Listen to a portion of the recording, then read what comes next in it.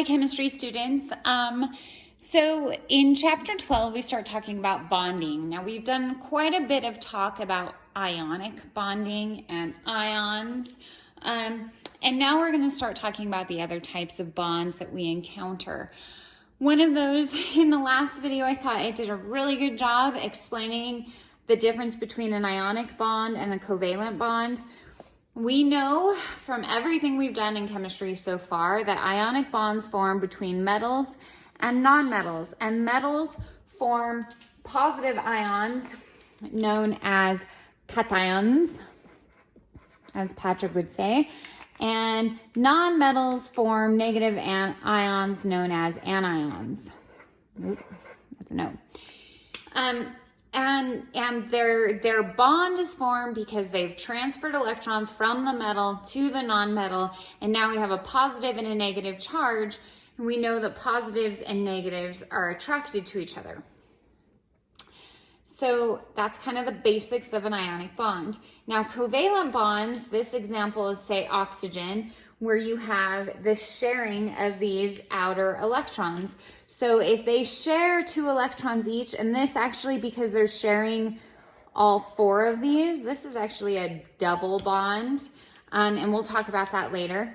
So these electrons are shared, and this atom shares them pretty evenly, and this is a covalent bond, and this occurs between nonmetals.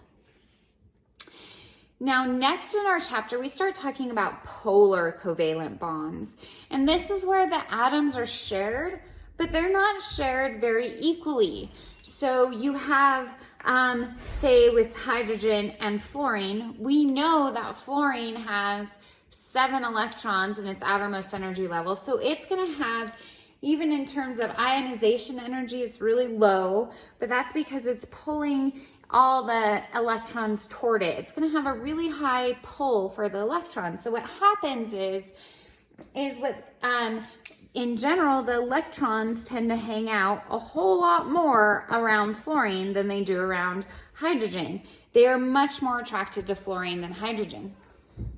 What happens then is we then end up with partial charges, not full-on ions, but partially ions. So this molecule would have a partial positive charge, and this partial charge, that's partial, and it's the lower case Greek letter delta.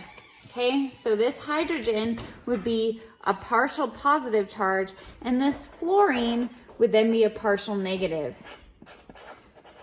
And